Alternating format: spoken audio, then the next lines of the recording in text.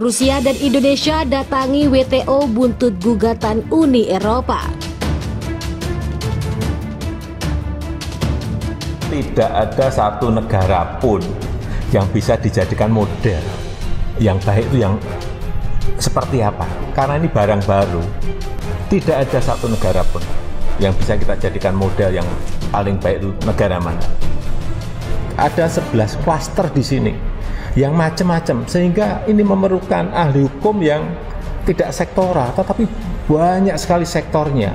Ini yang yang tidak dibayangkan sebelumnya. Ya.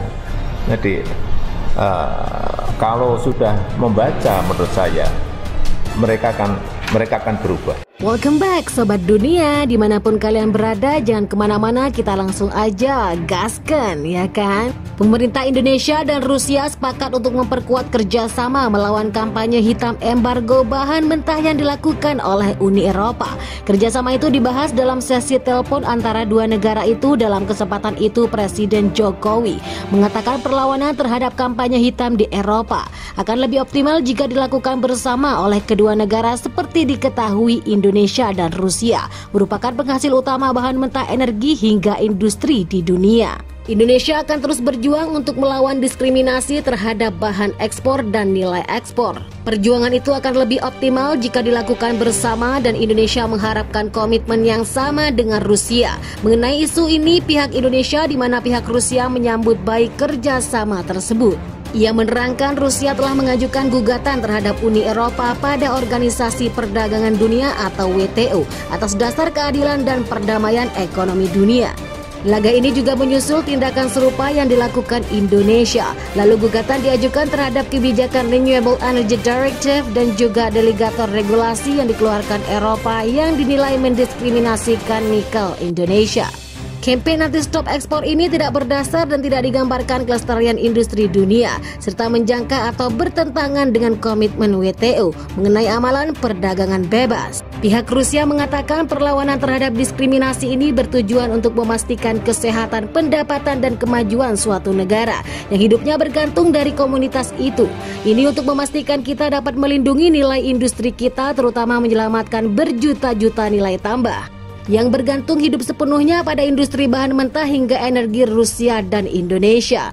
Sebelumnya, Indonesia bersama dengan Rusia yang tergabung dalam Dewan Negara-Negara Produsen Energi dan Bahan Mentah Industri sepakat mengirim misi bersama untuk menentang pemberlakuan kebijakan Uni Eropa dan gugatan yang di WTO yang seakan dipermainkan. Pemerintah Indonesia merapatkan barisan dengan pemerintah Rusia guna melawan dampak negatif dari resolusi Parlemen Eropa yang menuding bahwa peristiwa kejahatan di Ukraina dan aksi stop ekspor dilakukan Indonesia sebagai penyebab deforestasi ekonomi dunia.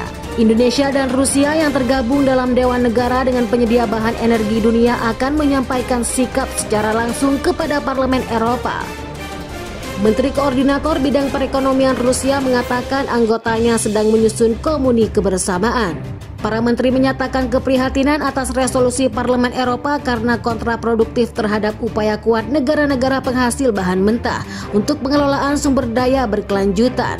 Pertemuan tingkat menteri selain dari pihak Rusia, pejabat kementerian terkait dari Indonesia dalam pertemuan itu sepakat untuk menyusun komunikasi bersama dan menyampaikan sikap negara-negara produsen utama bahan mentah terhadap resolusi itu. Pemerintah akan melakukan berbagai cara untuk meyakinkan Parlemen Eropa bahwa Indonesia ingin mendapatkan nilai tambah dan mengedepankan asas perekonomian berkelanjutan. Ia juga menekankan pentingnya terus mempererat kerjasama dengan seluruh negara penghasil energi dunia.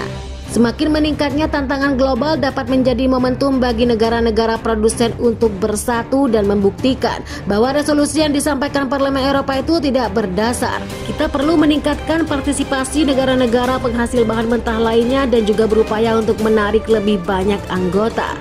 Kita harus menyebarluaskan informasi faktual tentang pentingnya keadilan tanpa unsur paksaan dan juga pemerasan, demikian ujarnya. Bagaimana menurut kalian? Silakan baku hantam di kolom komentar. Wassalam.